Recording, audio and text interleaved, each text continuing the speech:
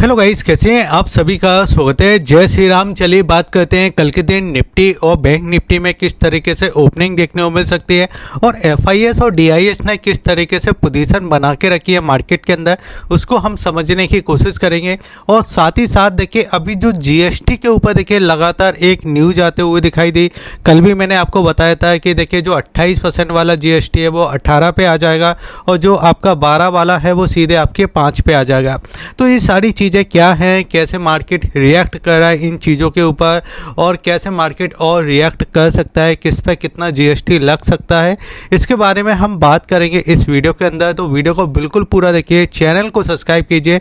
Nifty के next क्या level हो सकते हैं उसके बारे में भी हम समझने की कोशिश करेंगे और किस सेक्टर में कितना इम्पैक्ट पड़ सकता है जीएसटी से, उसको हम समझने की कोशिश करेंगे। तो आप वीडियो को बिल्कुल पूरा देखिए। चैनल को सब्सक्राइब नहीं किया तो आप चैनल को सब्सक्राइब कर लीजिए। अब देखिए यहाँ पे क्या हुआ कि मैंने जैसे कि आपको बताया था अभी तक कि हमारी अभी तक एक बात चलते हुए दिखाई दे रही थी कि मैंने आपको बोला था कि देखिए अभी हमारे लिए इम्पोर्टेंट सपोर्ट है इस जगह 24,800 का, 850 का, ठीक है। यानी बाजार जब तक इसके नीचे नहीं जा रहा ना, जब तक हम बाजार के अंदर मजबूत हैं। और जी मैं आपको लगातार बोलते जा रहा हूँ, ठीक है। मैं आपको ये नहीं कह रहा कि मार्केट में आप सेलिंग कर दीजिए, मैं आपको बोल रहा हूँ कि जब तक हम इसके ऊपर है ना, हम मजबूत हैं। अब यहाँ पे देखिए जीएसटी में जो दरें हैं, जीएसटी के अंदर जो दरें कम की गई हैं, ये क्यों की गई हैं? क्योंकि देखिए आपको पता होगा कि अमेरिका के राष्ट्रपति ने इंडिया के ऊपर टैरिफ लगाया और टैरिफ कितना लगाया? 50% का, ठीक है। जो कि पहले आपका 25% के आसपास की बात हो रही थी। अब जब 50% का टैरिफ लगाए तो इससे इम्पैक्ट क्या होगा? इससे इम्पैक्ट देखिए इंडिया की जो इकनॉमी है, इंडिया की जो आपके मैन्युफैक्चरिंग है, जो आपके बाहर सेल होता है अमेरिका के अंदर, वो यहाँ पे डाउन हो जाएगी। तो फिर इंडिया ने क्या किया है? इंडिया के अंदर देखिए कितने स्लैब हैं। पहले आप स्लैब को समझ लीजिए, हम निफ्टी को समझेंगे लेकिन ये भी चीज़ें आपको पता होना चाहिए। देखिए इंडिया के अंदर स्लैब आता है, पहले तो देखिए आपका इस जगह 5% का स्लैब आता है, ठीक है। फिर उसके बाद देखिए आपका 12% का स्लैब था, फिर उसके बाद देखिए आपका इस जगह 18% का स्लैब था और फिर उसके बाद देखिए आपका 28% का स्लैब था, ठीक है। और 28 के ऊपर देखिए फिर आपके और भी स्लैब है, जैसे कि आपका 40% का। अब ये किस पे लगता है? ये स्पेशल उन चीज़ों पे लगता है जो देखिए लग्जरी उसमें आ जाते हैं। अब इसमें हो क्या रहा है कि जो आपका देखिए इस जगह 28 वाला देखिए जो स्लैब था, ये आपका आप कहीं ना कहीं देखिए ख़त्म हो जाएगा, ठीक है। आपका एक इस जगह देखिए आपका 18 वाला बचेगा और जो आपका 12 वाला है ये भी आपका ख़त्म हो जाएगा और आपका देखिए इस जगह 5% वाला बचेगा। अब इसमें भी अगर आप देखो तो ये ऑफिशियल देखिए ये चीज़ आ चुकी है। यहाँ पे अगर मैं आपको दिखाना चाहूँ तो यहाँ पे आपको दिखाई दे रहा है कि यहाँ पे देखिए अब जो स्लैब हैं ये वाले तो आपके हट चुके हैं, ठीक है, जो कि आपका 12 वाला है और 28 वाला है। अब आपके लिए बचेगा 18 और 5, ठीक है। अब ये स्लैब आपके लिए बचेंगे। अब इन स्लैबों के बचे तो अब सरकार को क्या होगा? सरकार को इससे लॉस होगा, ठीक है, क्योंकि लॉस भी तो होगा ना। कितना लॉस हो सकता है? तो देखिए जो एक लेवल निकल के आ रहा है उसमें बताया जा रहा है कि 50,000 करोड़ से लेके आपका देखिए इस जगह 60,000 करोड़ तक का देखिए सरकार को लॉस हो सकता है। कितना? 50 से लेके 60,000 करोड़ के समथिंग का लॉस हो सकता है, ठीक है। अब ये लॉस क्यों हो रहा है? क्योंकि जीएसटी जब सरकार को कम मिलेगा तो स्टेट वाइज भी देखिए जीएसटी लगता है तो रेवेन्यू कम आएगा सरकार के पास। अब जब सरकार के पास रेवेन्यू कम आ रहा है तो अब इसकी पूर्ति तो कहीं ना कहीं करना पड़ेगा। तो ऐसा हो सकता है कि जो आपके देखिए ऐसी सेक्टर है, जो आपके देखिए टमाटो हो गए, जो आपके देखिए आपके सिगरेट बनाने वाली कंपनी हो गई, अल्कोहल बनाने वाली कंपनी हो गई, या फिर इस तरीके की कंपनी जो लश्करी देखिए वॉच आती है या आपकी कार आती है जो इंपोर्ट की जाती है इंडिया के अंदर, तो इन चीज़ों पे थोड़ा ज़्यादा जीएसटी लगता हुआ दिखाई दे सकता है, ठीक है।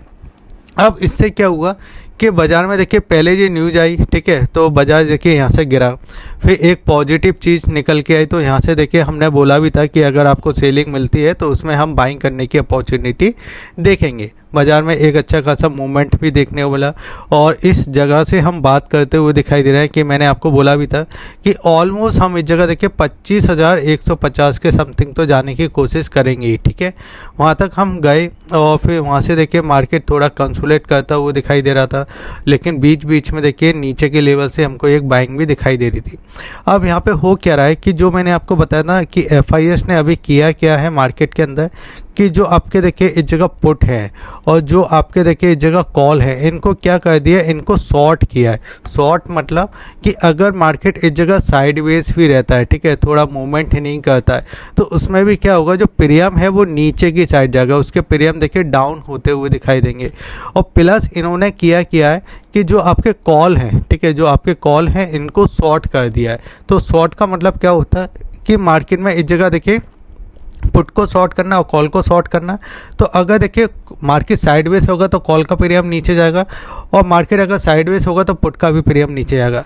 लेकिन यहाँ पे इन्होंने क्या किया है कि जो पुट के प्रीमियम है इस जगह देखिए पुट के जो प्रीमियम है वो नीचे के लेवल पे शॉर्ट कर दिए।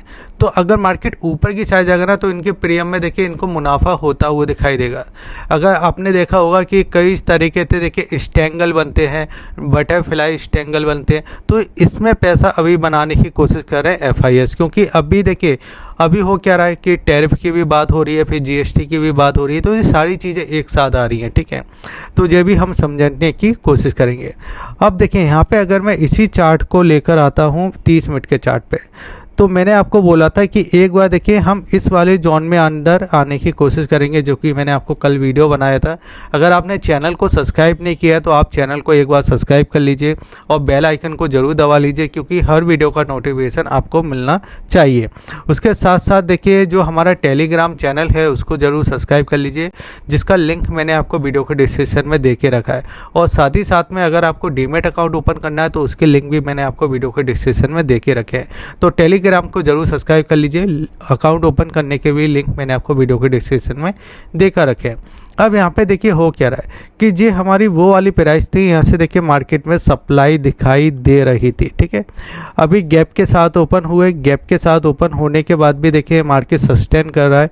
तो यहाँ पे देखिए ये प्राइस हमको दिखाई दे रही है। सस्टेन करने के बाद एक देखिए ये छोटा सा एक बॉक्स बनाने की कोशिश कर रहा है, जिसमें अब हमारे लिए देखिए नीचे जो सपोर्ट रहेगा ना, अब हमारा सपोर्ट देखिए इस जगह 25,000 पे आ चुका है। जो हमारा पहले सपोर्ट था इस जगह 24,800 का, अब उस सपोर्ट को हम लेकर आ चुके हैं 25,000 पे, क्योंकि देखिए मार्केट ने बहुत ज़्यादा कंसोलिडेट कर चुका है, ठीक है।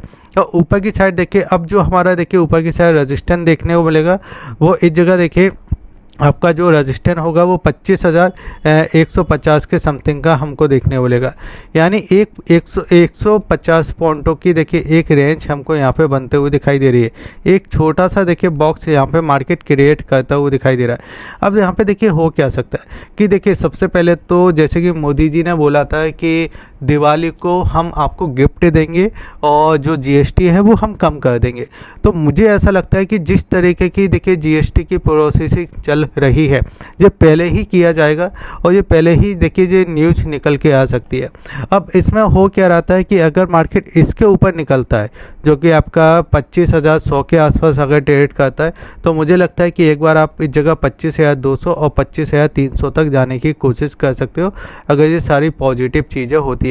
उधर ही देखिए अगर आप देखो तो एक जो आपका रसिया का जो युद्ध चलता हुआ दिखाई दे रहा था, उसमें भी कुछ निकल के आ सकता है, क्योंकि जिस तरीके से मार्केट यहाँ पे कंसोलिडेट कर रहा है, तो मुझे ऐसा लगता है कि एक बार आपको देखिए फिर से एक अच्छा सा मूव हमको दिखाई दे सकता है, ठीक है। अब साथ में देखिए अब हमारे लिए रिस्क कहाँ से आएगा, तो रिस्क आएगा 25,000 से, क्योंकि 25,000 को अगर ब्रेक कर देता है तो जितने भी देखिए आज के दिन एक्सपायरी हो चुकी है और एक्सपायरी का देखिए जितना भी फोमो था वो सारा निकल चुका है। अब यहाँ पे देखिए जितना भी देखिए एक्सपायरी में देखिए जो इस जगह प्रीमियम थे, इन्होंने जिस तरीके से शॉर्ट किए वो आज सारी पोजीशनें कट चुकी होंगी। तो यहाँ पे अब हमारे लिए इम्पोर्टेंट सपोर्ट करेगा 25,000 का लेवल। अगर ये 25,000 को नीचे की साइड ब्रेक कर देता है, इसको अगर निकालता है, तो फिर हमारे लिए जो रिस्क है वो फिर से चालू हो जाएगी और फिर हम इस जगह फिर से इस लेवल तक आने की कोशिश करेंगे या फिर इस गैप को एक बार फिल करने की कोशिश करेंगे। तो बस एक बार 25,000 के लेवल पर हमको ध्यान देना है। अब यहाँ पर अगर आप FIS और DIS की पोजीशन, यहाँ पे देखिए इन्होंने किया क्या है कि अगर आप कैश के अंदर अगर आप देखोगे तो यहाँ पे देखिए ऑलमोस्ट 25,345 करोड़ के आसपास की सेलिंग कर चुके हैं। कल के दिन भी देखिए 100 करोड़ की कल समथिंग की देखिए यहाँ पे आपको सेलिंग की थी FIS ने। अगर हम DIS की बात करें तो यहाँ पे देखिए आपको दिखाई देगा कि 1800 करोड़ के आसपास की खरीदारी की, और DIS तो लगातार खरीदारी करते हुए दिखाई दे रहे हैं, जो आपका म्यूचुअल फंड का पैसा आ रहा है। लेकिन अगर मैं आपको यहाँ पे दिखाना चाहूँ जो कि आपको F&O का डेटा है, तो F&O के डेटा में देखिए आपको दिखाई देगा जो कि इंडेक्स का डेटा है। इंडेक्स के डेटा में फ्यूचर के डेटा को हम समझ लेंगे जो कि 6,616 करोड़ के समथिंग की सेलिंग की है। लेकिन जो मेन डेटा है वो ये वाला निकल के आ रहा है। अब यहाँ पे क्या किया है, देखिए यहाँ पे जो पोजीशन हमको दिखाई दे रही है ना, ये शॉर्ट किए हैं। देखिए यहाँ पे शॉर्ट किए हैं, ये ऐसा नहीं है सेल किया है, इसको सेल मत समझना। जो आपको ये दिखाई दे रही है आपको इस जगह 14,545 करोड़ की ये शॉर्ट है। यानी शॉर्ट का मतलब क्या होता है कि आपके देखिए आपका जो कॉल है या आपका देखिए जो आपका पुट है, इसको क्या कर दिया, शॉर्ट कर दिया। और आज के दिन आपने देखा होगा कि मार्केट ऊपर से सप्लाई भी दे रहा था, मार्केट देखिए नीचे से बाउंस बैक भी किया, फिर सप्लाई दिया, फिर बाउंस बैक किया। इस तरीके के मार्केट में होता क्या है कि अगर आप ऊपर की साइड भी देखिए, कई लोग इस जगह ब्रेकआउट में काम करने की कोशिश करते हैं, कई बार देखिए ब्रेक डाउन में काम करने की कोशिश करते हैं, लेकिन उनको पता है FIS को ना ये ब्रेकआउट करेगा और ना ये ब्रेक डाउन करेगा। तो जितने भी लोग सेलर हैं वो यहाँ पे सेलिंग करने की कोशिश कर रहे हैं, तो यहाँ से मार्केट लौट रहा है। और यहाँ पे देखिए ऊपर वाला लेवल है, यहाँ पे बाइंग करने की कोशिश कर रहे हैं, तो वहाँ से भी मार्केट लौट रहा है।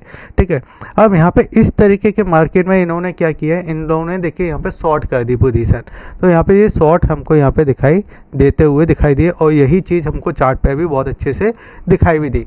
मैं आपको लगातार इन चीज़ों के बारे में बताते जा रहा हूँ, 5-6 दिनों से मैं आपको लगातार कह रहा हूँ कि FIS और DIS अभी शॉर्ट और सेफली प्ले करने की कोशिश कर रहे हैं। ठीक है व्यू, ठीक है। निफ्टी का अच्छा है, बैंक निफ्टी थोड़ा बेरिश है। बैंक निफ्टी अगर काम करना चालू कर दे तो निफ्टी को सपोर्ट मिलेगा। अब देखिए सेक्टर वाइज अगर आप देखोगे तो यहाँ पे क्या क्या हो रहा है।